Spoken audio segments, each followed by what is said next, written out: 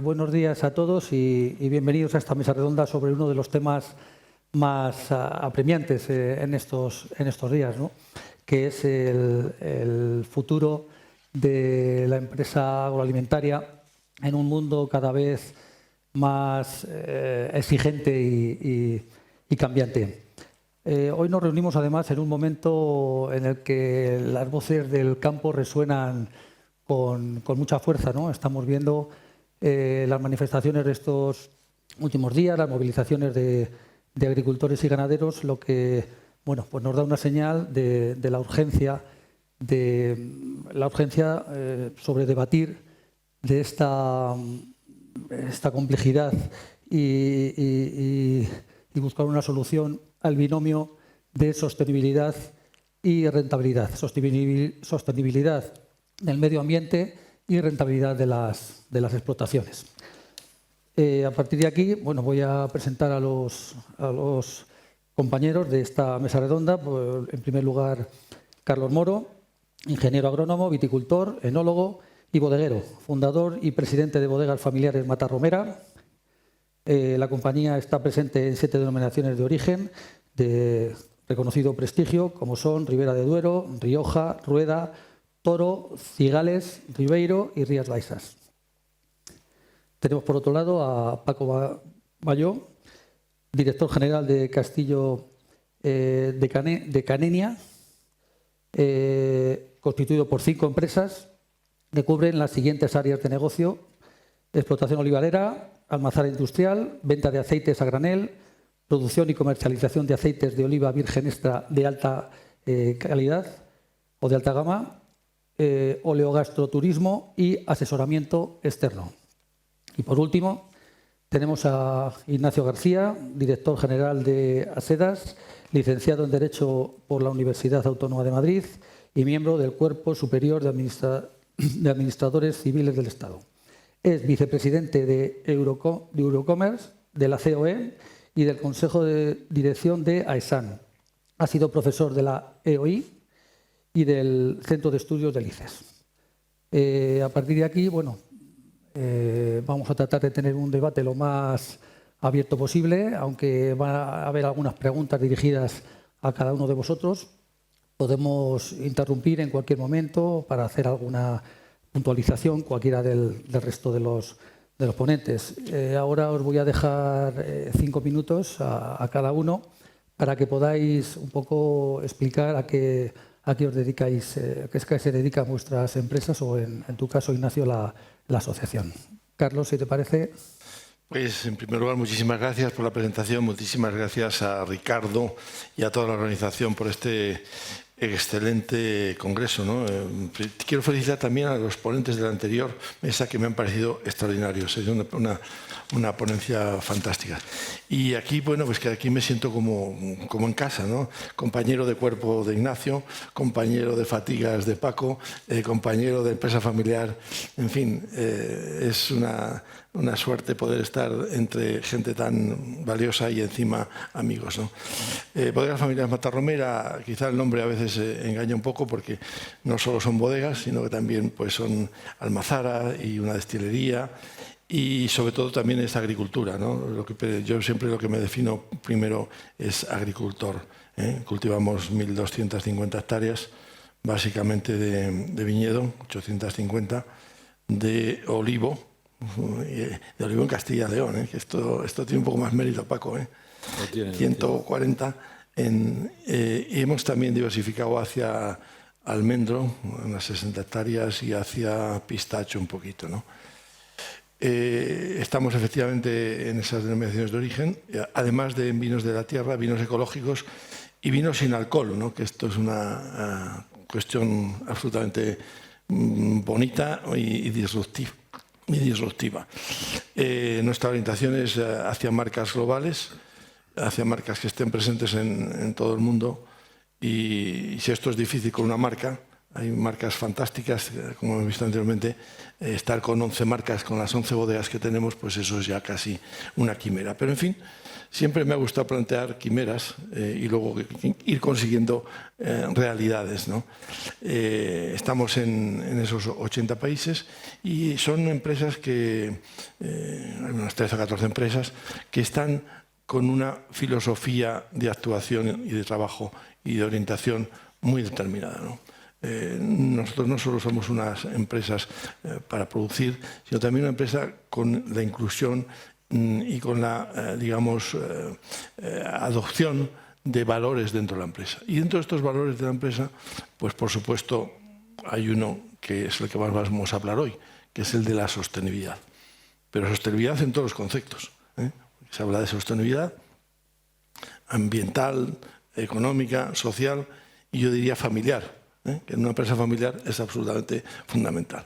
Yo es lo que intento, darle esa sostenibilidad. Pero también los conceptos de investigación, no puedo estar más de acuerdo con lo que se decía esta mañana. También empresas, por cierto, ligadas. Estrella Galicia nos distribuye uno de nuestros vinos, en Clodio, y Pascual también, algunos de nuestros vinos, Aldor. Así que, pues, esa parte nos une de la investigación y desarrollo al que hemos aplicado muchísimos esfuerzos. Pero no soy el objeto, por tanto no me centraré en ello, ¿no? Y luego también unos aspectos importantes que es la idiosincrasia de los valores de una empresa familiar. Me parece importantísimo ese aspecto, porque te confiere unas características muy distintas, sin, digamos, hacer ni de menos a otras empresas medianas o grandes, que son importantísimas, que existan también, pero los valores de empresa familiar, y más arraigada en unos territorios como estamos nosotros, tratamos unos 35 pueblos, casi todos menores de 250 habitantes, ni siquiera tenemos esas condiciones de Aranda o de Valladolid o de otros sitios, con lo cual se complica pues todavía mucho más la situación y dentro de este entorno pues lo que hemos querido también es crear empleo, crear actividad y crear actividad pensando en ese futuro, ¿no? Y ahí enlazaré con los temas que hoy día se debaten, ¿no? Con ese futuro de la agricultura, de la agroindustria, pero además de la comercialización y la transformación y la internacionalización, que no tiene por qué estar desligado, aunque estemos en esos pueblecitos tan pequeños. Por el contrario, creo que tienen esas oportunidades. Pero sin embargo, anclado en el territorio, en el que tenemos que hacer que esos trabajadores, esas empresas que están con nosotros alrededor, colaborando, pues puedan persistir y subsistir y crecer en el presente y en el futuro, ¿no? Y eso significa mucho más que empresa, eso significa mucho más concepción de todos, va a empezar del Estado, de la Administración, de la sociedad, en la que se busque la valorización pues, de las condiciones. No solo hace falta pues, tener trabajo, empleo, empresas, que es imprescindible, pero también hace falta vivienda, hace falta educación, hace falta infraestructuras de comunicaciones, de transportes, etcétera, si queremos que esto pues, vaya a progresar. Y progrese además en unos términos modernos en los que hoy día pues creo que se va caminando hacia ellos, estos conceptos de problemas de la emisión de gases de efecto invernadero, de la sostenibilidad y demás, pero conscientes de que eso tiene que ser absolutamente compatible con la rentabilidad económica y social de las empresas y, por supuesto, las empresas del campo. A veces esto se olvidan, nuestros queridos colegas, hablo aquí ahora como exfuncionario de Bruselas, en las que les falta pisar un poquito de terreno y mancharse los zapatos y hablar con mucha gente para pues ver lo que hay que hacer. Y cambiar, hay muchas cosas que se pueden hacer, pero tiene que hacerse con un sentido muy concreto, muy práctico y sin, digamos, esos cambios a veces disruptivos, pero que no sean disruptivos en el desarrollo económico empresarial. Ahí lo dejo porque si no, pues me extendería demasiado. Has dicho algo importante con lo que estoy totalmente de acuerdo y es que las empresas familiares además tienen unos valores, unas expectativas mucho más a largo, ¿no? Al final en una empresa familiar lo que tratamos es de ir creando valor en nuestra zona, estamos muy arraigados a nuestra tierra y pensamos muy a largo. Entonces, para nosotros la Agenda 2030 puede ser una preocupación y la Agenda 2050. mientras que quizás los fondos de inversión están más al día a día. Cojo esta empresa y en 7 años la liquido por no sé cuánto, porque la he conseguido subir el EBITDA hasta no sé qué punta, ¿no? Entonces sí que es un tema que nos preocupa sobre todo a las industrias agroalimentarias familiares, que son la inmensa mayoría de las industrias agroalimentarias. Paco, tu turno. Bueno, pues yo también dar las gracias a Ricardo, a los organizadores de esta jornada, que yo creo que es fundamental, hoy más que nunca, como decías tú, porque estamos ahora mismo en las primeras páginas de todos los periódicos, los agricultores, la agroindustria, palabras como sostenibilidad, que desgraciadamente a base de usarlas semánticamente se van vaciando de contenido. Yo creo que ese tipo de jornadas para tocar el terreno, para tangibilizar lo que es realmente la sostenibilidad, que evidentemente la primera y por encima de todo, lo decía mi querido amigo Carlos, es la económica. Si no hay una sostenibilidad económica, las otras dos, la social se cae y desde luego la medioambiental se destruye. Con lo cual, enhorabuena por estas jornadas y esperemos que las voces, las ideas y los conceptos que aquí se pongan hoy pues lleguen, yo diría a Madrid, pero incluso también a Bruselas, porque es necesario que, digamos, la burocracia europea, esos funcionarios que tienen un estatus de vida muy bueno, pues empiecen también a embarrarse de estiércol, de barro, de jamila, de purines y en fin, de cualquier tipo de elemento de su producto o coproducto que generamos en nuestra actividad diaria. Nosotros somos también una empresa familiar, llevamos desde finales del siglo XVIII dedicándonos a ser olivicultores. Somos antes y por encima de todo agricultores, olivicultores, amamos el campo, estamos vinculados telúricamente con una zona como es la zona central de Jaén, el Alto Valle del Guadalquivir, las ciudades de Úbeda y Baeza, y bueno, donde se encuentra el bosque humanizado mayor del mundo. Son casi 600.000 hectáreas de olivar que crean un verdadero ecosistema, a veces no tratado con el debido cariño, pero bueno, es desde luego una fuente generadora no solamente de ingresos, sino también de cultura, de historia, de gastronomía, etc. Bueno, las empresas familiares, cada nueva generación, así lo vemos mi hermana Rosa, que me acompaña hoy aquí gentilmente y cariñosamente, y yo, cuando en el año 2003 nos incorporamos, siempre pensamos que en una empresa familiar la nueva generación tiene que venir con su propia impronta, con su propio sello, con su propia forma de entender la empresa familiar.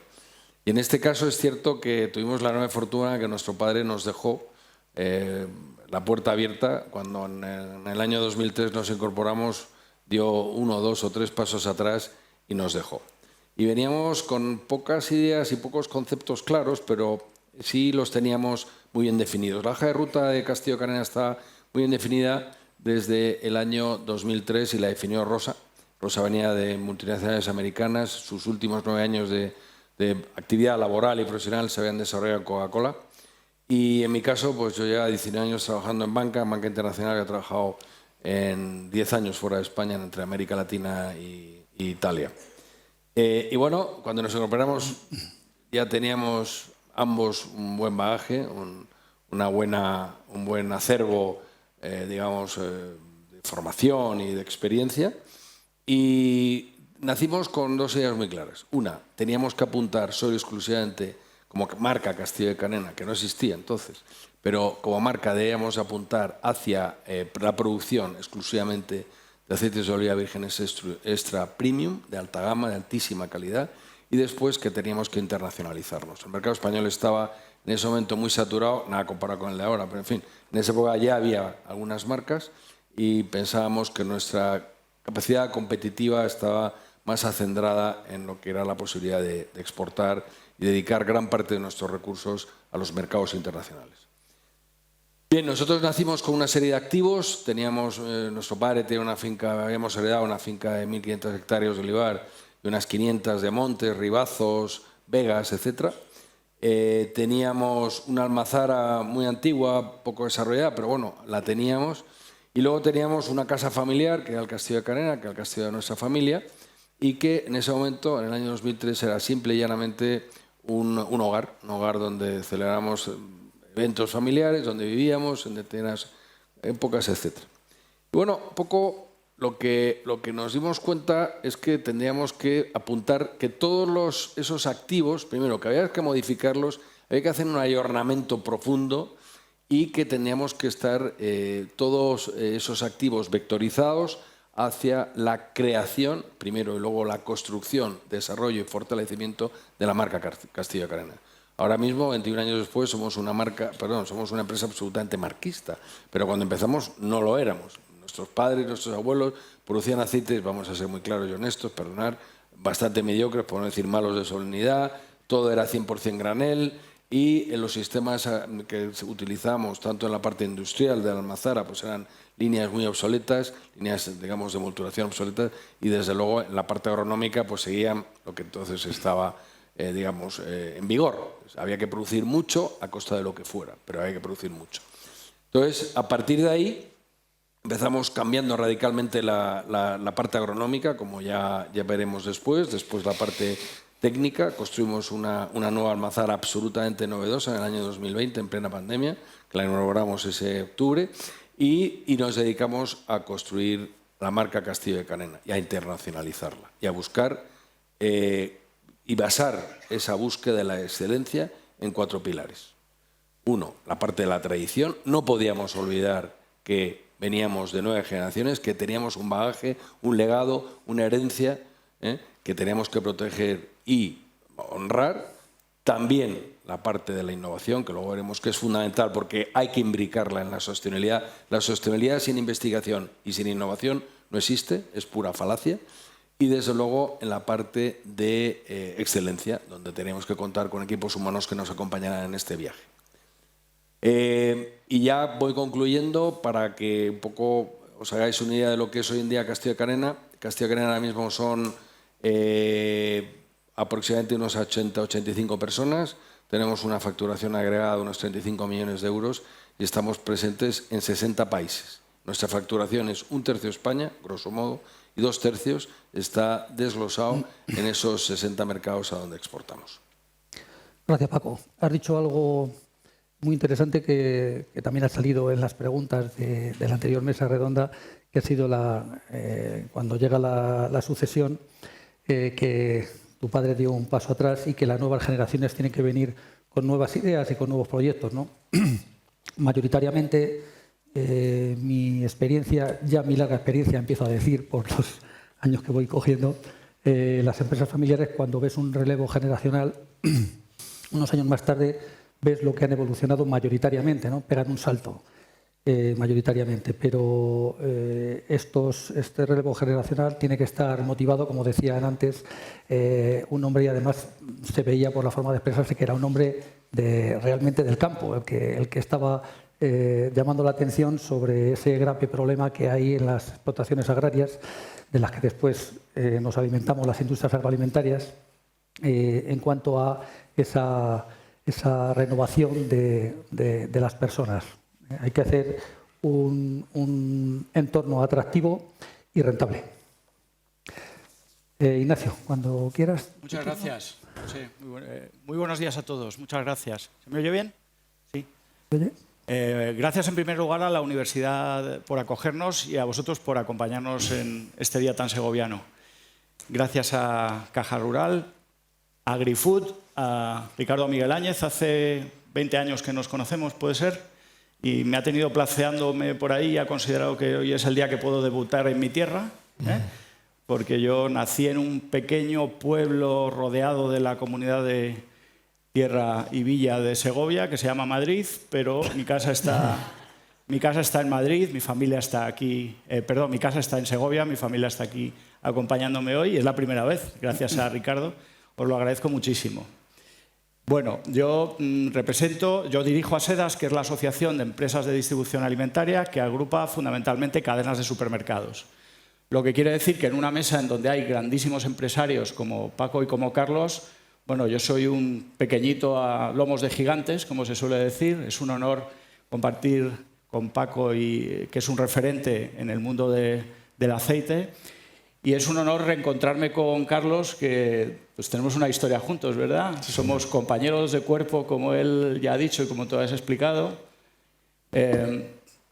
Carlos en su vida anterior fue compañero de profesión porque dirigió una de las asociaciones empresariales tecnológicas más importantes de nuestro país, ¿eh? Y yo tuve la suerte, lo recordaba antes en el café con él, de ser testigo del momento en que dijo: voy a dejar la asociación empresarial y me voy a centrar en mi bodega, la bodega familiar. Hace ya unos 24 o 25 años de aquella noche, que yo recuerdo perfectamente, y aquí está él, ¿eh? Entonces es un honor compartir, Carlos, esta mañana contigo.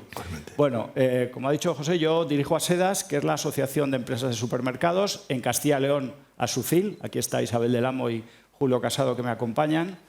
Tenemos bueno, todo tipo de empresas de distribución alimentaria que juntas son aproximadamente el 75% de la superficie de distribución alimentaria en nuestro país. Fundamentalmente cadenas de supermercados, también cash and carry y centrales de compras.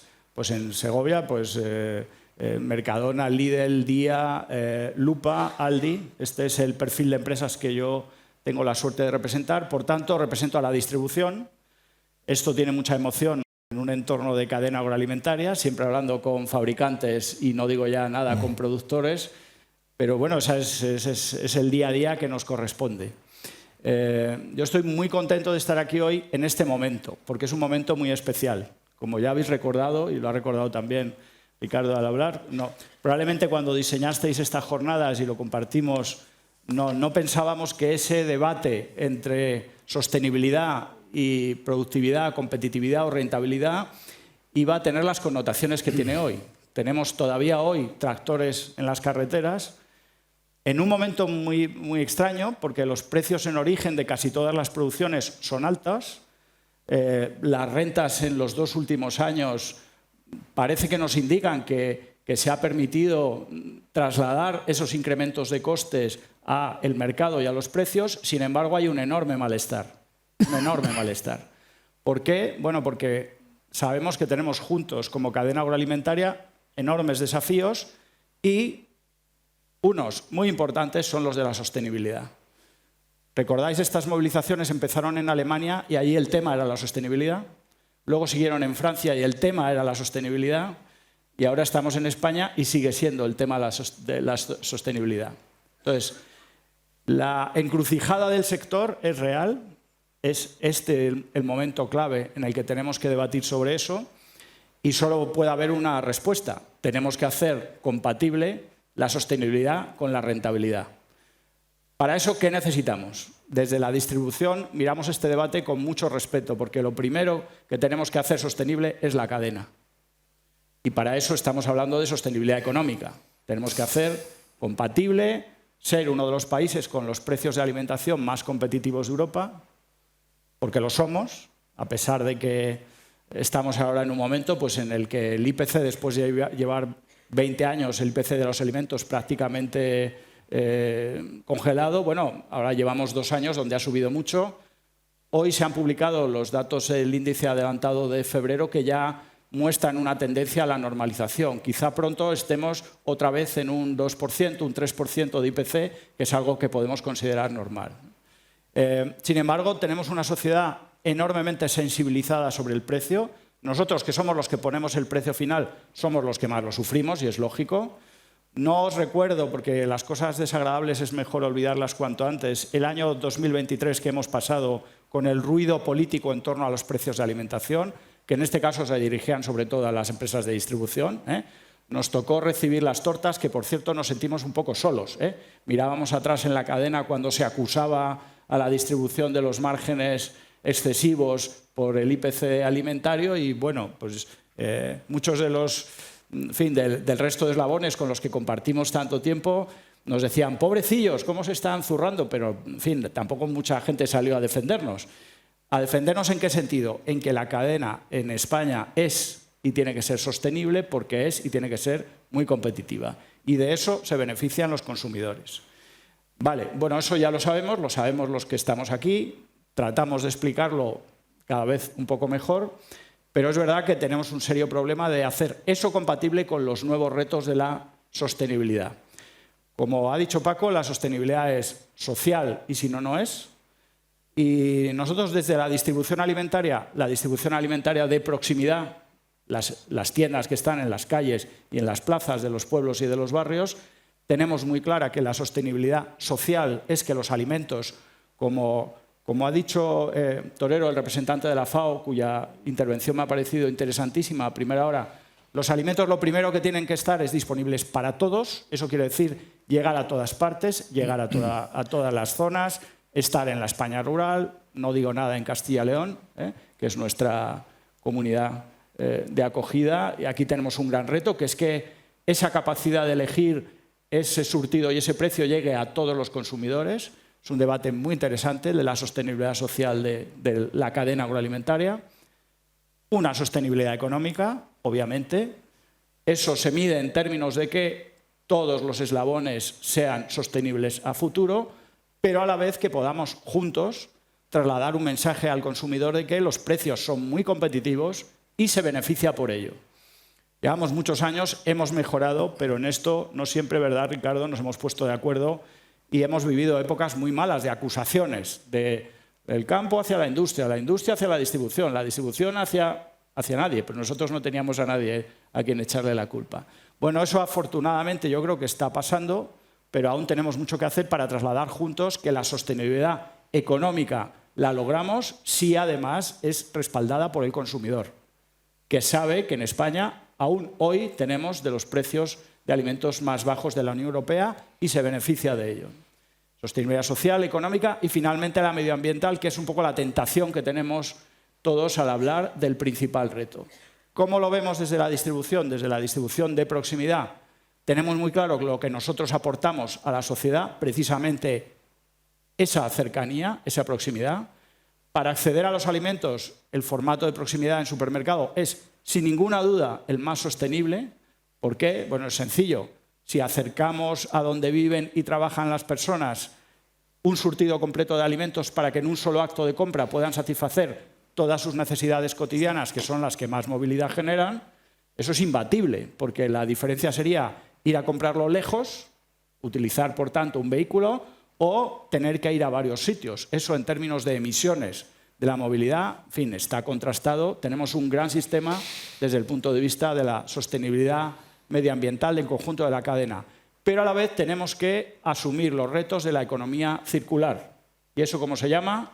Se llama prohibiciones, se llama calendario de sustitución de unos materiales por otros, se llama qué hacemos con los envases, qué hacemos con los residuos, impuestos. Bueno, aquí yo solo para empezar, porque seguro que hablamos de esto largo y tendido, doy un mensaje. Las empresas de toda la cadena, en especial la distribución, que es la que yo más conozco, solo necesitamos una cosa. Objetivos claros, calendarios razonables y que nadie más se meta en cómo debemos alcanzar esos objetivos. Porque los gravísimos problemas que tenemos hoy, de los que en mi opinión se están quejando los productores en las carreteras, aunque igual habría que hablar con ellos para elaborar más este mensaje, es que además de unos objetivos de sostenibilidad medioambiental, se nos quiere imponer cómo los alcanzamos. Y en mi experiencia eso es un desastre. Voy a poner solo dos ejemplos, porque tengo muchas ganas de hablar de envases, de residuos, de que nos obligan ahora a incorporar referencias reutilizables de bebidas en las tiendas de supermercados. Bueno, cosas que podemos comentar, ¿no? Este sector sustituyó 2 años antes de que estuviera obligado por el calendario comunitario el 85% de las bolsas de un solo uso de plástico que utilizamos todos en los supermercados, lo que nosotros llamamos bolsas camiseta, porque se puso un objetivo claro y se permitió que cada uno lo alcanzara como considerara oportuno. Eso se hizo en 2012 y se hizo, 2 años antes, sin ningún problema y sin ningún coste añadido. Se hizo y se hizo bien. Sin embargo, años después, en 2015, se nos impuso la sustitución de las bolsas de sección de frutas y hortalizas por bolsas compostables. Todos lo habéis notado como consumidores. Ahora, cuando vais a comprar frutas y hortalizas, tenéis una bolsa muy finita, que es una bolsa compostable. Bueno, pues eso es una forma olímpica de tirar el dinero. Porque esa bolsa se nos impuso, porque en teoría se puede compostar, muchos años antes de que, desgraciadamente, tengamos una separación orgánica que permita que se composten. Es un grandísimo ejemplo de hacer el ridículo y tirar el dinero. ¿Por qué? porque se nos obliga a hacer las cosas de una determinada manera para conseguir un objetivo sin tener en cuenta que son los empresarios, sois los empresarios, los que sabéis cuál es la mejor manera de adaptar a vuestro negocio digamos, esas fórmulas, esos procesos para alcanzar el objetivo en un plazo razonable. Bueno, así es como lo vemos desde la distribución y seguro además que hablando con el resto de actores de la cadena tenemos algún matiz, alguna discrepancia, alguna necesidad de aclararnos, pero hombre, como planteamiento inicial este sería un poco el mensaje que yo quiero dar. Muchas gracias, Ignacio. Disculpas por no apoyaros más en estos mensajes que han salido tanto desde el resto del sector, es verdad, y todo esto, estos mensajes además malintencionados en la mayoría de los casos en los que dicen a qué precio cuesta un ternero en la cuadra y a qué precio se vende el filete en la carnicería, pero no están diciendo todo el valor añadido que vamos aplicando por medio y todas las pérdidas de peso, porque no se vende el 100% del ternero que se ha cargado allí, ¿no? Bueno, vamos a tratar de hacer un razonamiento y vamos a partir de que la sostenibilidad no es una opción, es una necesidad. Yo creo que esto es algo que tenemos todos bastante claro. Quizá el problema, por lo que estás diciendo, son las decisiones políticas de los que no cuentan con los productores, con los agricultores, con los empresarios de la industria agroalimentaria y toman ciertas decisiones a la hora de imponer leyes, ¿no? En el horizonte se vislumbra la ambiciosa Agenda 2030, que es la que nos trae un poco de cabeza y la que hace que los tractores estén en la calle, ¿no? Porque yo creo que plantea unos desafíos bastante considerables y es cómo ser más sostenible cuando además hay que producir más y porque al final la población mundial sigue creciendo, hay más demanda de alimentos. Por ejemplo, en el Grupo Copese sí que hacemos grandes inversiones en sostenibilidad rentable. Entonces esta es la que, como miramos a largo plazo, porque además la sostenibilidad es algo que se amortiza a muy largo plazo, pues hacemos inversiones siempre mirando ese largo plazo de una empresa familiar, ¿no? Pero nos encontramos después con la normativa, con la sostenibilidad por normativa. Y la sostenibilidad por normativa incrementa los costes. Incrementa los costes de forma importante. Y además no solamente incrementa los costes, sino que en algunas ocasiones incluso legislan temas imposibles de llevar a cabo. Porque si hacemos eso, lo que tenemos que hacer es echar el candado a las granjas, vaciarlas y que la gente coma de lo que pueda, porque no se pueden llegar a cabo, ¿no? Entonces, a todo esto, la presión de los precios por parte de hace poco leía el libro de la venganza del campo, ¿no? que viene a hablar un poquito de todo este problema.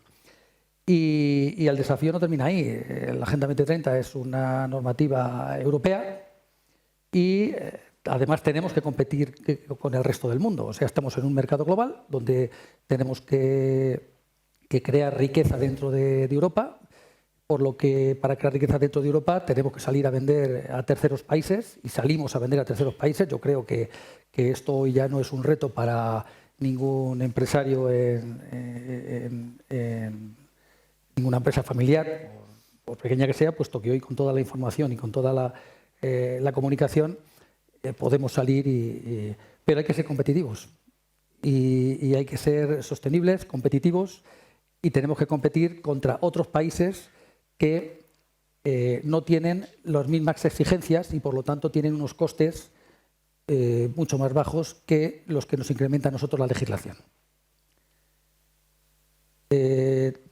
Y en todo esto, como he dicho anteriormente, se nos añade un eslabón más, y es que el mundo en el 2020 tenía 6 millones de habitantes, en la actualidad somos 8 millones y poco, 8.100.000 o por ahí, 8.000 millones de habitantes, y en 2050 está previsto que crezca otro 1,5 millones por lo menos, o sea, hasta los 9.700.000. Y esto demanda alimentos, de forma sostenible y además a un precio asequible. Entonces, todo esto es la incógnita, ¿no?, un poco a debatir. Con todo esto, pues, nos vemos un poco obligados a replantearnos cómo alimentar al mundo de manera sostenible y eficiente, porque tiene que ser de forma eficiente. Porque además, cada vez disponemos, y esta es una realidad, disponemos de menos tierra y de menos agua. Y esta es una realidad. Entonces, ¿cómo casamos todo este tema, ¿no? Entonces, con todo esto, realmente la pregunta es la sostenibilidad un arma de doble filo en el sector agroalimentario? ¿Cómo podemos encontrar un camino hacia un futuro sostenible y que alimente a todos? Es un poquito de lo que tendríamos que ir partiendo. Si os parece, sin más preámbulos, tengo unas preguntas preparadas para cada uno y a partir de ahí entramos en debate. Podemos cortar en cualquier momento, si queréis, y intervenir, que de lo que se trata es de que sea una mesa redonda, ¿no?, un debate. Carlos, empezamos por ti. ¿Valora a los consumidores el valor añadido que implica la apuesta por la sostenibilidad en Matarromera y la diferencia de precio, si es que la hay, para conseguir esta sostenibilidad? Bueno, muchas gracias. La pregunta es enormemente difícil. Es una pregunta, es el key point, ¿no? Claro, permítame primero explicar que yo creo que en cada empresa tiene que tener unos valores y una filosofía. Y para mí, en modo de ver, es muy importante los valores y la filosofía que esa empresa tiene, ¿no? En el caso nuestro, por distintos motivos y demás, la teníamos desde hace tiempo. En el año 2005 hicimos nuestro Matarromera sostenible en el planeta Tierra, cuando no se hablaba ni de la Agenda 2030, ni de la 50, ni de nada, por concepción, ¿no? Por concepción, además, porque yo creo que es algo importante, ¿no?, que todos los ciudadanos estemos conscientes de que somos partícipes de este planeta Tierra, ¿no?, y de lo que podemos hacer por él, ¿no? Yo recuerdo que Matarromera fue la primera estación depuradora de aguas residuales que se hizo en cualquier bodega de Castilla y León. ¿Por qué? Pues que nos parecía que era absolutamente prescindible. No podemos estar echando efluentes al medio ambiente. Nadie nos felicitó ni nos dijo nada, ¿no? Lo hicimos. Nosotros ahí planteamos 10 subproyectos, cada uno de ellos importantes. Unos tiene que ver con la huella hídrica, otro la huella de carbono, otro el tema de energía, otro el tema de reciclado y aprovechamiento de productos, en fin, hasta 10 conceptos. Dentro de estos 10 conceptos, para centrarme un poco más en la pregunta y dar un ejemplo, uno de ellos era la huella de carbono. Como habíamos hecho bastante inversión en energías alternativas y en el reaprovechamiento de productos o coproductos, pues nos propusieron hacer la primera certificación de la huella de carbono. La primera certificación que has hecho en España de cualquier tipo de producto y de servicio fue de nuestro vino Emina Blanco, Verdejo, en la denominación de origen Rueda. El segundo fue Emina Tinto, de nuestra bodega de Ribera de Duero, y el tercero fue Matarromera Crianza. Bueno, en aquel momento estaba el debate, y no estaba la Agenda 2030, de que las grandes superficies europeas iban a pedir, en este compromiso conceptual de los consumidores, la exigencia de colocar la huella de carbono, y que el que tuviese la huella de carbono iba a tener una ventaja a la hora de ser evaluado o pagado más precio o elegido. Aquello no pasó. Nosotros no tuvimos ninguna ventaja, tampoco había demasiado conocimiento en el sector, era imposible, digamos, hacer comunicación solo desde una empresa como éramos en aquel momento, y yo creo que aquello no se capitalizó en términos concretos monetarios. Claro, hay muchos más aspectos, por ejemplo, en la parte de energía, pues sí apostamos, y sin embargo sí nos ha sido muy rentable. Porque claro, las fotovoltaicas que pusimos en los años 5, 6, 7 y 8, imaginemos en los años 22, 23, nos ha sido sumamente rentable. Por eso digo que, claro, tienes que tener un poquito primero la concepción, pero luego la vida te lleva, o el mundo va cambiando, depende cómo en cada momento, ¿no? En el caso de la agricultura, nosotros somos la primera y las únicas bodegas y viticultores que estamos acogidos a la agricultura integrada. O sea, nosotros solo tenemos ecológica o integrada, que integrada es un tipo de ecológico más sostenible. ¿Nos va a pagar algo más la distribución? ¿Nos lo va a comprar mejor el ciudadano? Depende de lo que diga el cliente. Porque nos cuesta más, evidentemente. Nos cuesta más. Y la vía, digamos, administrativa, de toda la cadena burocrático-administrativa, pues esto ni lo contempla. Es decir, en Castilla y León no estaba regulado la agricultura integrada, no estaba referenciado los componentes que se pueden aplicar o no pueden aplicar. Hemos sido nosotros lo que hemos hecho. En Castilla y León no se paga ni se da un duro por esto. En el País Vasco sí. En Cataluña o también, no sé si incluso en Andalucía algo se paga por las hectáreas dedicadas a Castilla y León, ¿no?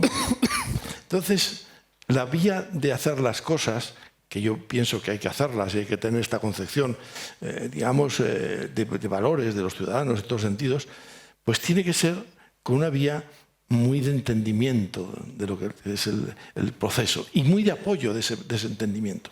Porque he citado ese ejemplo concreto, la Administración no paga nada, no está costando más, no favorece en definitiva que esto sea así, solo impone. No vamos a hacer imposición y ahora toda esta lista de productos que se podían utilizar en los tratamientos, digamos, químicos, ya no se puede. Y digo que nosotros no estamos en eso concretamente, pero no me parece correcto. O hay que el cuaderno digital tan famoso que están protestando los agricultores, y con toda la razón, porque a mí me ha costado un dineral, y quizá a nosotros, porque el consumidor afortunadamente nos reconoce y nos paga y nos valora, Mina y Matarrome y demás, quizá puede hacerlo, pero esto no es una cosa general. O sea, aquí tiene la forma de ayudar la Administración, la Unión Europea, que les haga que les pague el cuaderno digital, ya hecho, porque no tienen un pequeño o mediano agricultor tiempo, dinero y capacidad y conocimiento para abordar todo esto de forma inmediata.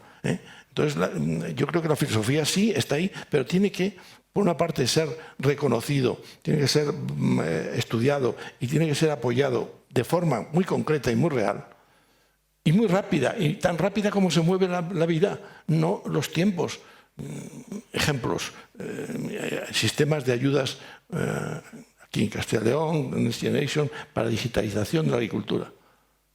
Bueno, podemos pensar que un tema de digitalización que es inmediato tarde 2 años en poderse saber si se va a conceder o no, y después otro año o 2 en si se va a pagar o no.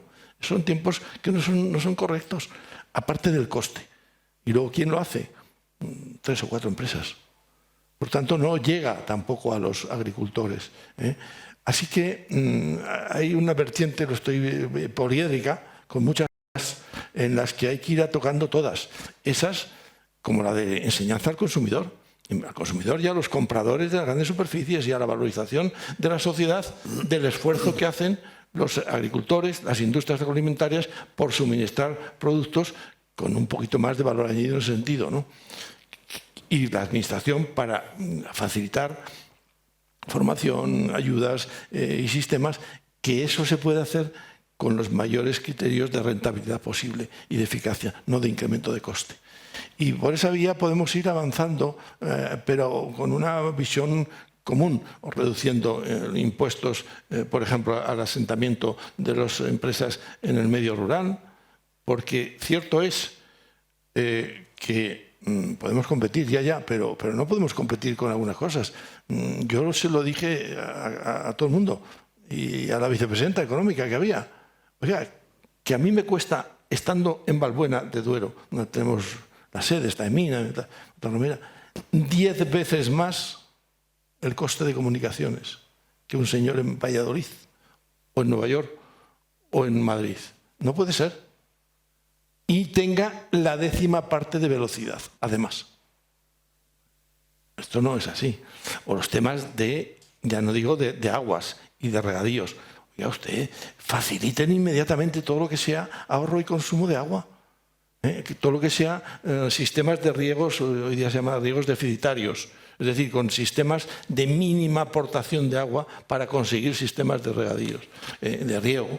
En fin, hay muchísimas posibilidades de hacerlo.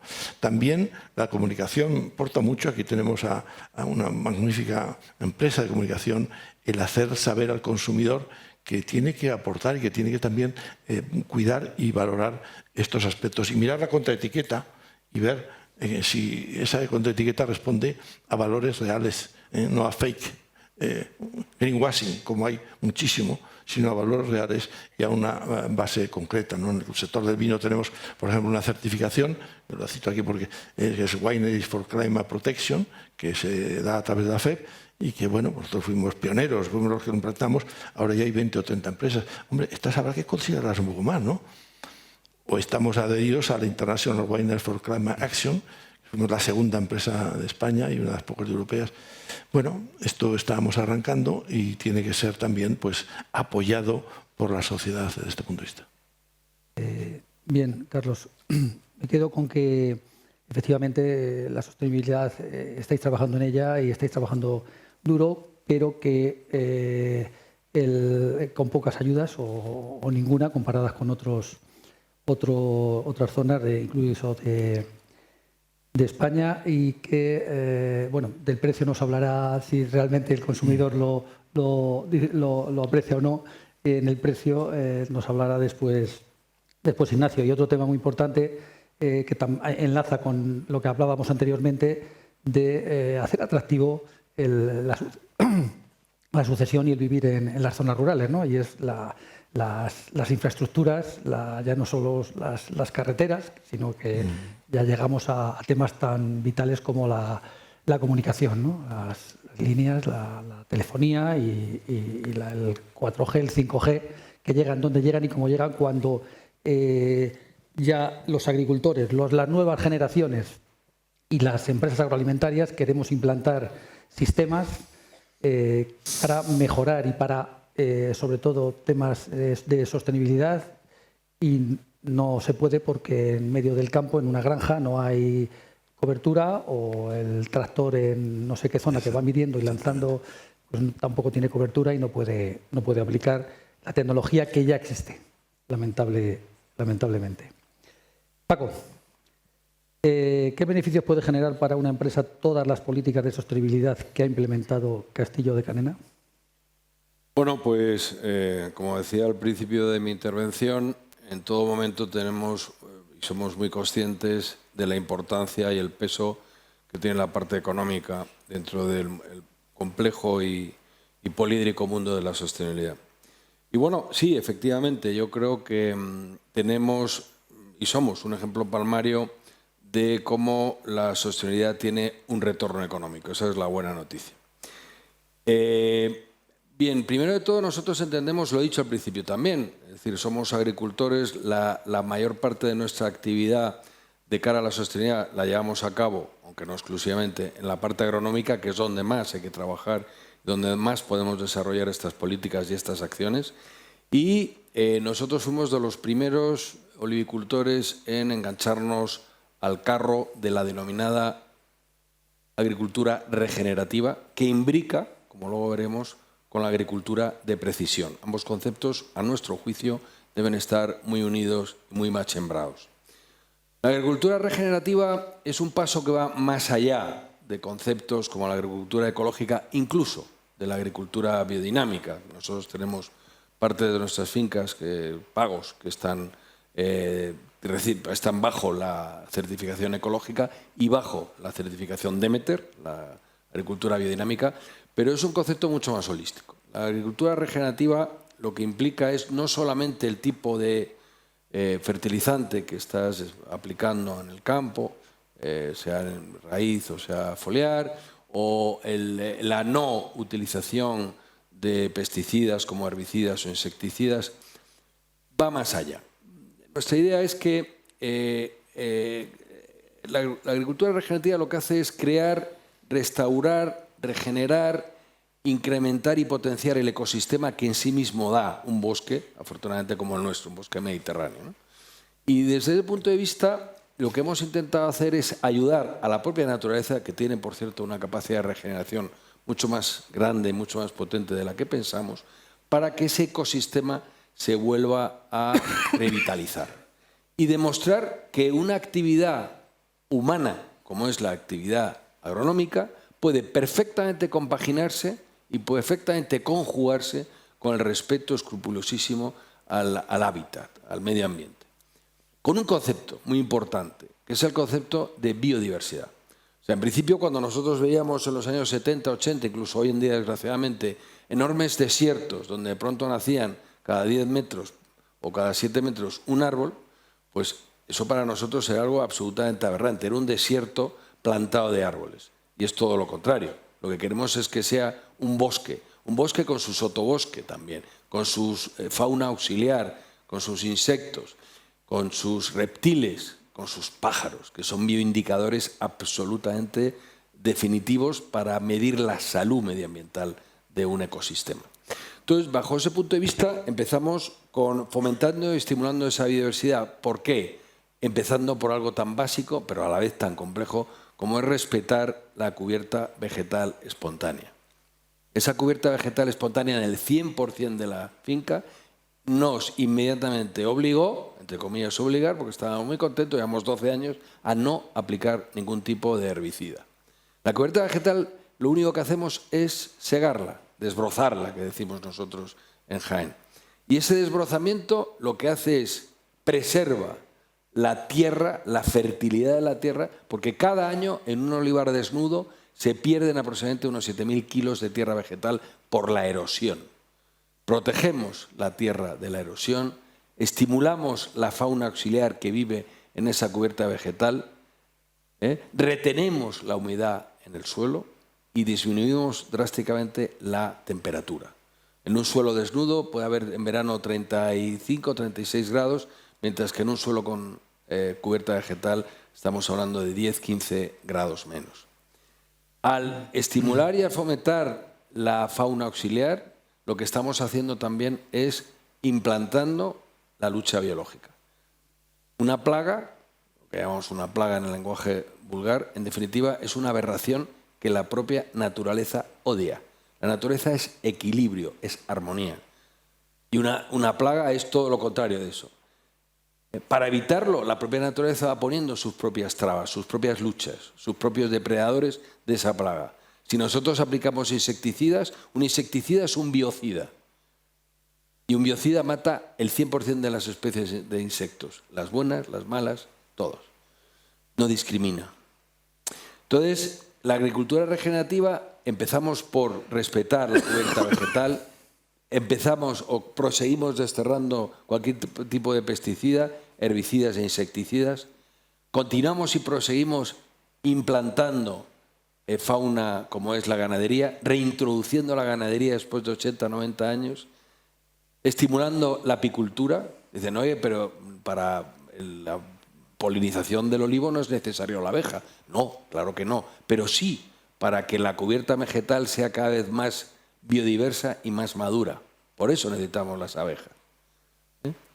Y desde luego, y eso se imbrica ya con la parte más económica, lo que queríamos era hacer una administración correcta de los 3 recursos que por definición son escasos en nuestra actividad como olivicultores.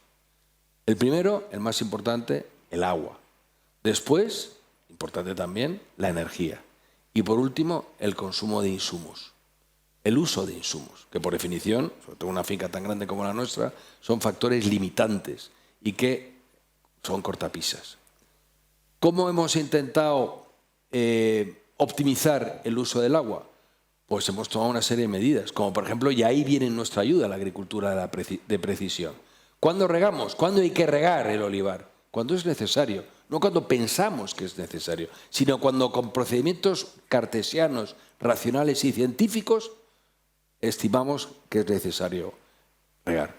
Ahí están las sondas de suelo a 10, 30, 60 y 90 centímetros para que el agua que va percolando en ese suelo vegetal vaya tocando por información a través de Internet, vayamos sabiendo cuándo llegan el agua a las sondas, los dendómetros de tronco, la relación clima-planta-suelo, la creación de Big Data para saber qué es lo que hemos hecho en estos últimos 15, 18 años, en esta agricultura de precisión, las sondas de nitrato, para saber que no estamos aplicando mayores cantidades de nitrógeno y provocando la eutrofización de las aguas, las sondas de potasio. Es decir, y desde luego creando una infraestructura de humedales por un lado y de balsas donde hacemos acopio de aguas invernales. O sea que el agua para nosotros es un factor absolutamente limitante, absolutamente preciado y que cada vez es más escaso, como todos vosotros podéis entender. En segundo lugar, el tema de la energía. Cuando uno hace un cash flow de lo que pueden ser una previsión de tesorería de los próximos 4 o 5 años, tenemos algo cuyo precio se nos escapa. Recuerdo que cuando empieza la guerra de Ucrania el kilovatio llegó a estar a 500 euros, perdón. Ahora está a 45, pero es una incógnita que puede drenar y puede golpear de una manera muy dura a nuestras provisiones de tesorería y nuestras propias provisiones de nuestros flujos de caja. De tal forma que, aunque empezamos en el año 2007, ha sido estos últimos 4 años cuando hemos practicado una política de creación y fabricación de plantas fotovoltaicas que nos pudiéramos darnos, que pudiéramos obtener lo que llamamos soberanía energética. Hoy por hoy tenemos aproximadamente 2 megavatios de potencia instalada. La última ha sido una planta fotovoltaica flotante sobre una balsa de riego nueva que inauguró el presidente de la Junta de Andalucía hace un par de semanas y que es la mayor de Andalucía, 1 megavatio. Más otros 700 kilovatios que tenemos sobre suelo y otros 300 que tenemos sobre cubierta, hemos llegado a 2 megavatios. Con lo cual, para nosotros eso es una enorme garantía y económicamente un factor que está perfectamente acotado y perfectamente delimitado. Y por último, hablamos del tema de los insumos. Bueno, pues aquí lo que hemos hecho ha sido llegar a un acuerdo con una empresa que ahora mismo es Grupo Kubota, que es Atomizadores FEDE. FEDE ha desarrollado un proyecto de investigación donde hemos estado también con nuestros amigos de Matarromera, un nebulizador de última generación que está dotado de visión artificial y, por lo tanto, en vez de estar simplemente sonarizado, tiene unas boquillas especiales que hacen una nébula con una gota prácticamente imperceptible, con lo cual puede adaptarse muy bien y ser absorbida muy bien por las hojas de los olivos, y donde se aplica solo y exclusivamente la cantidad de caldo que es necesario en cada momento, evitando derivas y ahorrando un 50% tanto de insumos como de agua. Estamos también, y lo digo con enorme orgullo porque para nosotros es un hito importante, y es que a partir de junio empezamos también con Kubota a crear las primeras pruebas de lo que será el año 2026-2027, donde se fabricará a nivel industrial el primer tractor absolutamente automatizado, autónomo. De tal forma que, evidentemente, esto creará también unas sinergias y, sobre todo, unas economías de escala muy, muy interesantes. Y bueno, yo creo que podemos seguir hablando, pero realmente nosotros creo que sí, se constata que hemos reducido nuestro consumo de agua. Tenemos vuestra huella hídrica certificada desde el año 2013. Hemos reducido drásticamente nuestra huella de carbono, que la tenemos certificada por DNV desde el año 2011. Y muy recientemente, en el año 2023, recibimos por parte de AENOR, fuimos pioneros también en este campo, recibimos la primera certificación de cultivo sostenible. De hecho, la norma la realizamos a medias, AENOR y nosotros, para el caso concreto de la norma dedicada a cultivos de olivar en España. Gracias, Paco. Yo creo que confirmamos que hay prácticas que, ayudadas de la tecnología, nos permiten implementar la sostenibilidad sin un mayor coste, ¿no? Bueno, hay cosas que hacer, porque no he hablado de los deberes que tenemos también, que ya no es solo un deber nuestro, sino unos deberes que tenemos como sector. Y es básicamente, Carlos ha apuntado un poco, nuestros 3 grandes, el uso o la puesta en valor de los 3 grandes residuos o coproductos, mejor dicho, que tenemos en nuestra industria. Por un lado, los restos de poda, que nosotros en nuestro caso pues los trituramos, los recogemos y los mandamos a una planta de energía eléctrica que se nutre a través de biomasa, pero bueno, es un caso rara avis en nuestra provincia. El segundo subproducto que tenemos es el alperujo, o sea, son los residuos que quedan después de haber obtenido y extraído el aceite de oliva de las masas de aceituna, donde realmente tenemos muchas cosas que hacer. Hay proyectos para hacer plantas de biogás, obtener biometano, hay incluso proyectos donde puede funcionar como alimento para insectos y a su vez utilizar el detritus de las larvas de esos insectos como abono y el propio insecto como proteína animal, proteína de insecto para alimentos para mascotas. Y el tercero, que es el que a mí particularmente más me preocupa porque ahí tenemos una enorme cantidad de deberes que hacer, que son la jamila, el agua vegetal y el agua que se utiliza en el proceso de fabricación de los aceites de oliva vírgenes extra. Hay miles, millones de metros cúbicos de agua que en estos momentos se están obligando a evaporarse. La industria dedica más del 60% de la superficie de las almazaras de España, que tenemos 1.850, por cierto, a crear grandes balsas de desecación para ese agua, que es un bien absolutamente útil y necesario, se está evaporando.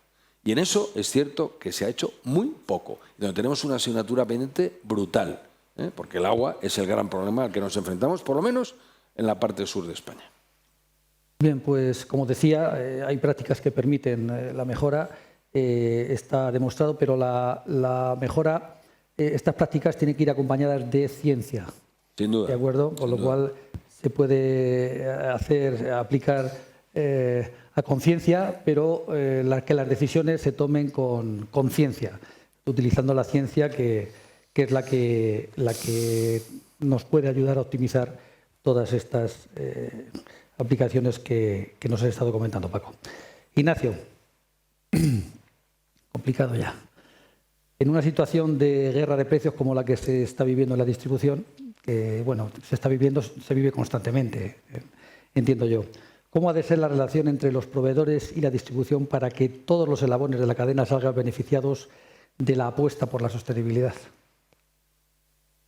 Bueno, como ha llegado el momento de animar un poco la mesa, yo acepto tu pregunta provocadora.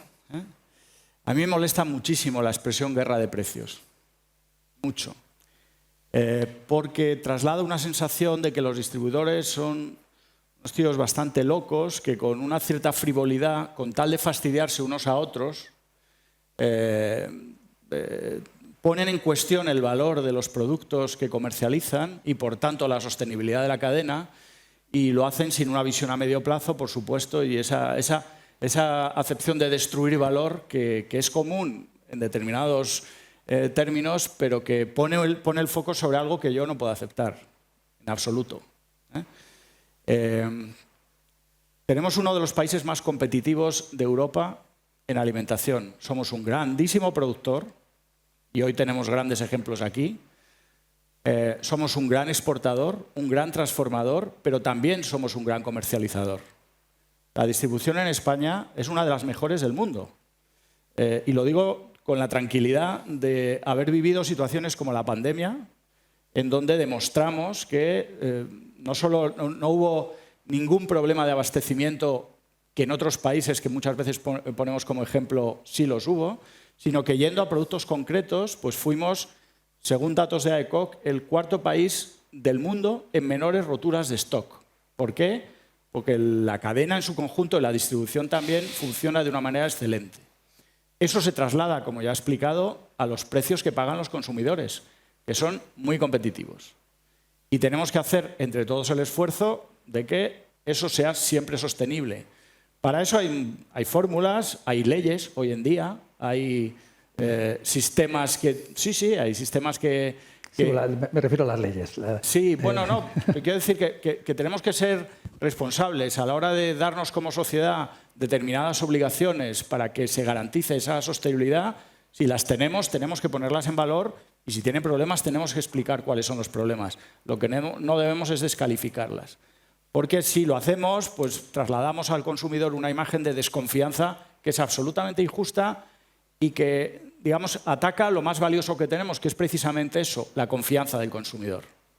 El consumidor todos los días vota con los pies y en un país como el nuestro puede elegir establecimientos más y mejor que en la mayor parte de los países de Europa. De ahí que los precios se forman de una manera muy eficiente y es muy competitivo, no hay márgenes excesivos, no hay abusivos. Claro, los distribuidores están acostumbrados a que se les acuse de una cosa y de la contraria, de destruir valor pagando poco en origen, de aumentar sus márgenes y por tanto tener, y al final todo el mundo en la cadena sabemos la rentabilidad, la formación de precios, lo que cuesta producir, lo que cuesta comercializar. Entonces, dicho eso, y perdona un poco la reacción ante esa expresión guerra de precios, que entenderéis que a mí me parece que no debemos aceptarla de entrada, fuerte competencia, por supuesto, sostenibilidad de la distribución basada en que el consumidor que siempre ha comprado en un establecimiento un día decide cambiar y no vuelve a comprar en ese nunca, porque encuentra una oferta mejor, y eso hace que todos los distribuidores y sus proveedores tienen que estar muy atentos a esos cambios de demanda y de consumo. Hemos vivido crisis como la de 2008, que fue extraordinariamente clarificadora a la hora de ver si cosas que considerábamos que eran para siempre tenían que cambiar necesariamente, por lo que está dispuesto a cambiar de establecimiento un consumidor. Eso es así y tenemos que convivir con ello, porque si no nos estaríamos engañando. A mí me da mucho miedo que hoy asistimos a reflexiones como por fin los alimentos valen lo que deberían valer. A mí me da mucho miedo esa expresión, porque eso es muy frágil. Eso depende que el consumidor perciba realmente que el valor de lo que está pagando es el adecuado. Y ahí entramos en la reflexión de la sostenibilidad y en el comentario que ha hecho Carlos, que me parece muy pertinente. ¿Está dispuesto a pagar el consumidor más por la sostenibilidad? Debemos hacer una labor de pedagogía, de mejor comunicación. Yo estoy absolutamente convencido. Creo que debemos distinguir dos cosas. Los costes que son obligatorios y que vienen derivados de normas que en muchos casos, como yo he explicado, se imponen sin el suficiente criterio, sin el diálogo necesario, para que no generen un coste absurdo, como el que yo he explicado en el caso de las bolsas de sección. Eso no va a ningún sitio, incrementa los costes y hace que el consumidor tenga que pagar más por algo que en realidad no le está aportando ningún valor.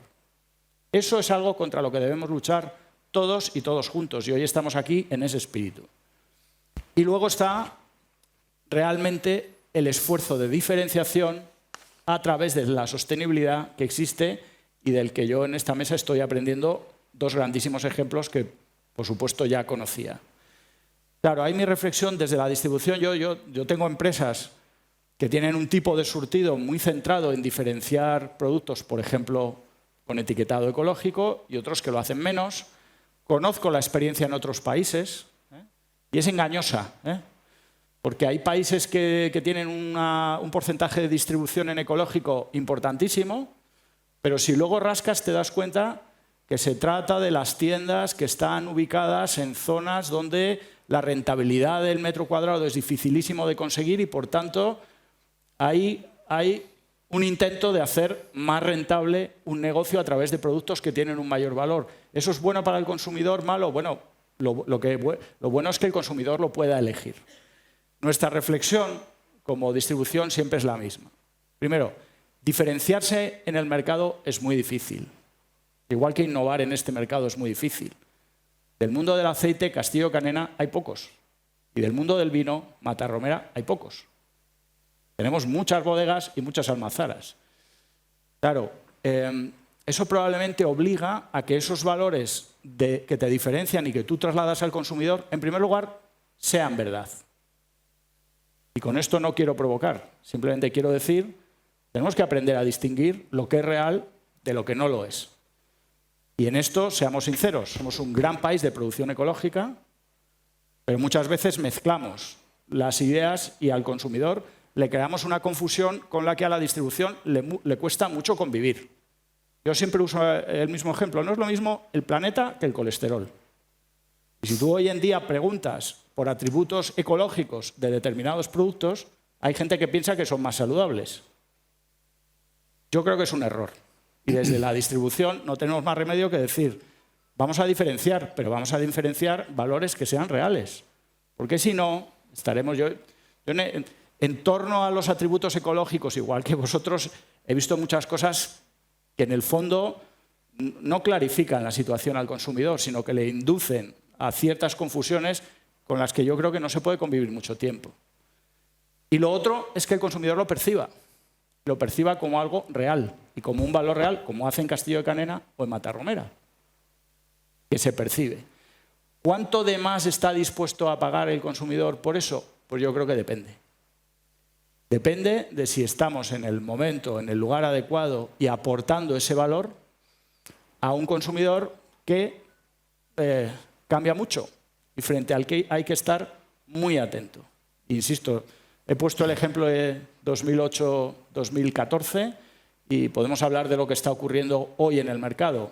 Hace muchos meses que el consumidor, ante una situación de precios como la que estamos viviendo, ha empezado a sustituir unos productos por otros y a comprar pues, para ajustar más su presupuesto. ¿Todo eso es compatible? Sí. ¿Es posible hacerlo sostenible? Sí. Pero lo tenemos que hacer juntos y sabiendo realmente cuál es ese valor real que estamos aportando y cómo lo trasladamos al consumidor, conociendo mejor esos atributos.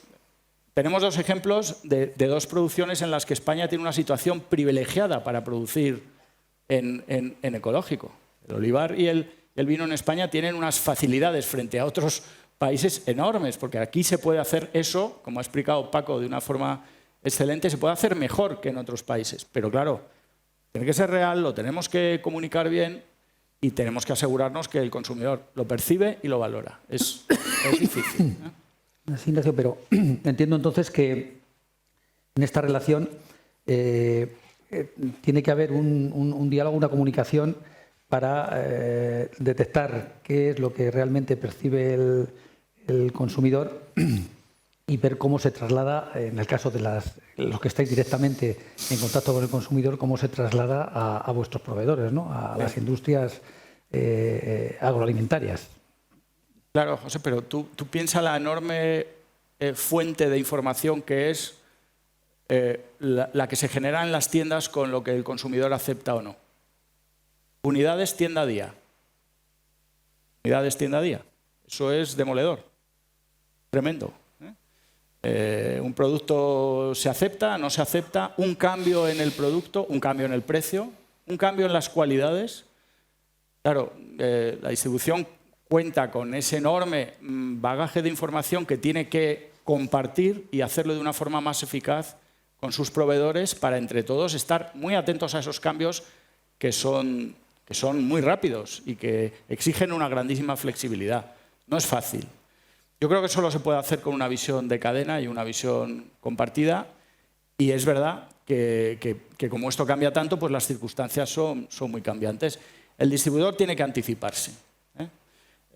Hay un empresario al que pues Carlos y Paco conocen, no voy a mencionar su nombre, no es de los más conocidos, pero está en Asedas desde siempre y yo le escucho mucho y siempre usa una frase que a mí me encanta. En distribución todos hacemos lo mismo, los listos 2 años antes que los demás.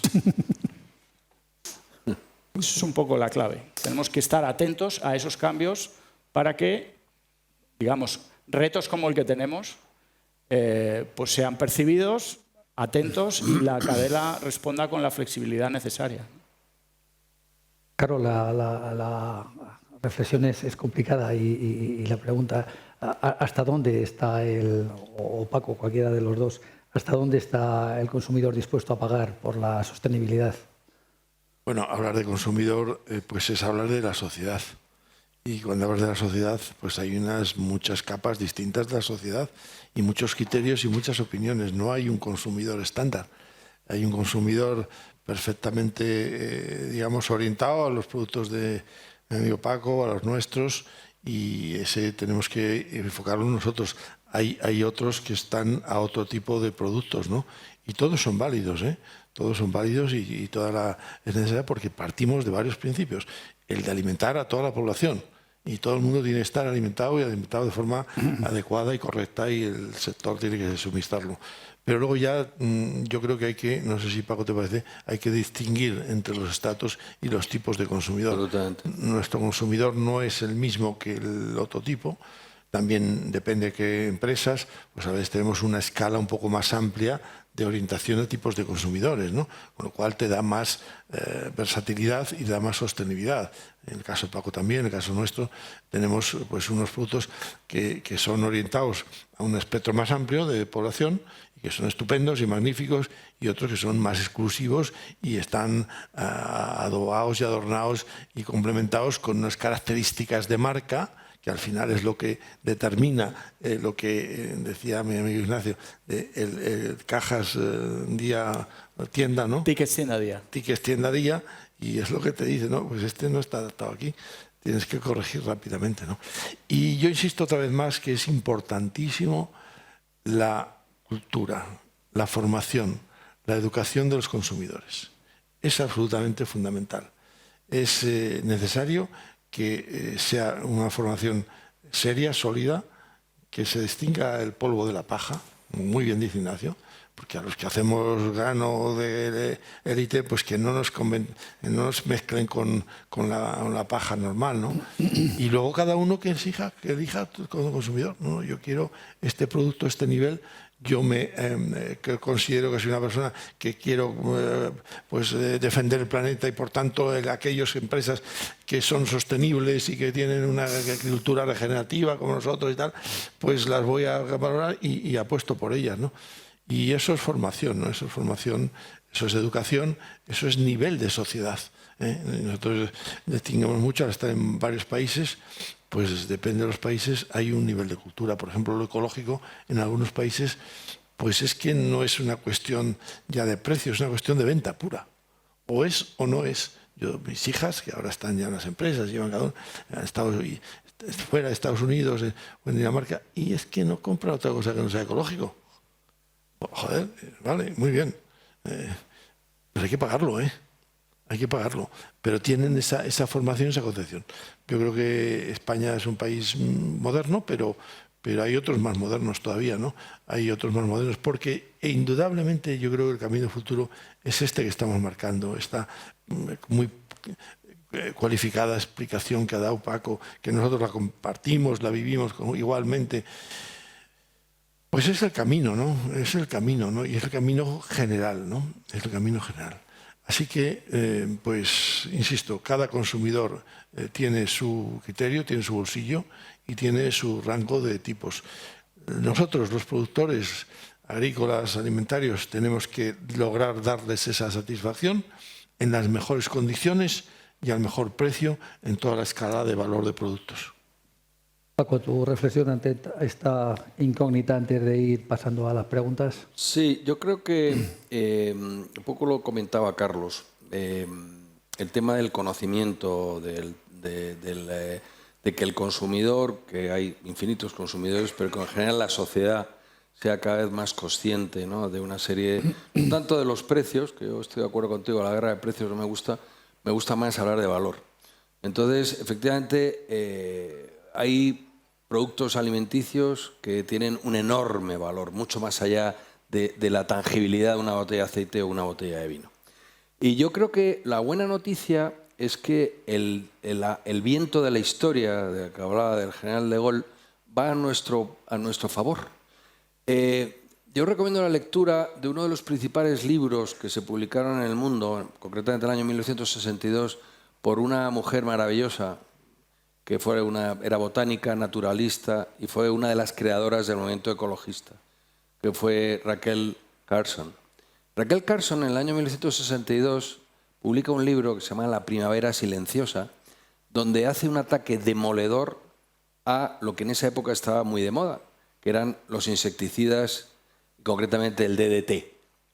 Y lo hace jugando con algo interesantísimo. Es que no se dedica solamente a escribir un libro hablando de lo malos que son los insecticidas, de cómo afectan negativamente en el medio ambiente, en el ecosistema, en la salud de los consumidores. No, lo que hace es una mezcla Y habla de primavera silenciosa y empieza el primer capítulo diciendo ¿qué espera el público americano cuando se despierte en sus granjas del medio oeste y vea que sus frutales no florecen y que los pájaros no cantan y que las mariposas no aletean?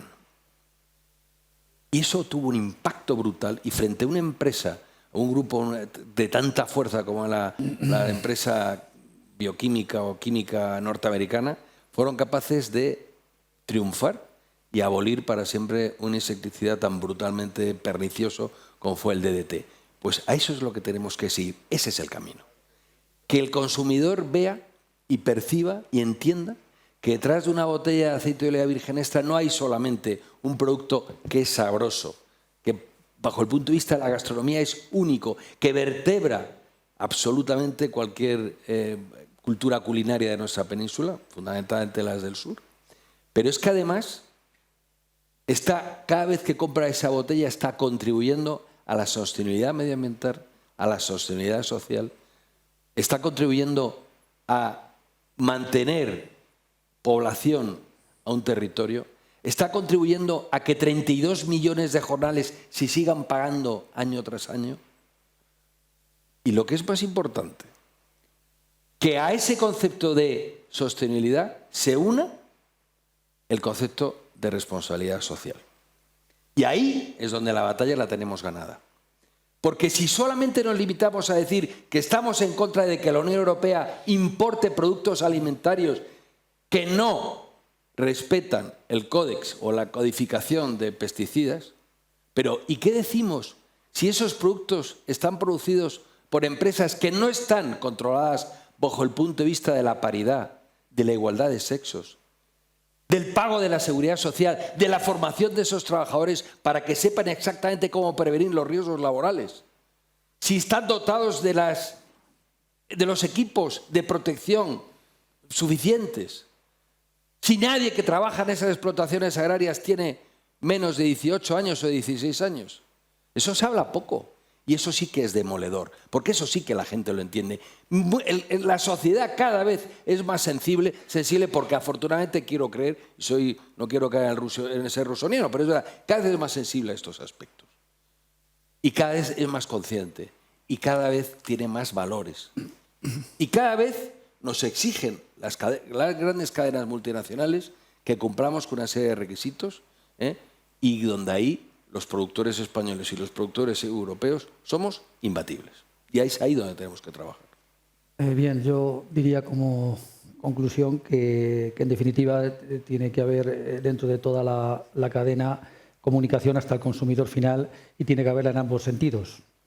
Comunicar hacia el consumidor y informarle de lo que son los costes y de lo que pasa, ¿no? cuando implementamos nuevas técnicas o incrementos de costes. Por otro lado, que haya comunicación a través de sentido contrario y que se pueden implementar claramente, aquí tenemos dos ejemplos clarísimos, que se pueden implementar técnicas sin aumentar los costes, sino todo lo contrario. Y el grave problema es el que están demandando, entiendo yo, hoy los agricultores ya comunicando, porque están comunicando con estas manifestaciones, el que hay determinadas prácticas que nos imponen y que quizás no estén contrastadas con el sector y que no estén apoyadas en la ciencia. Muy bien. Ricardo.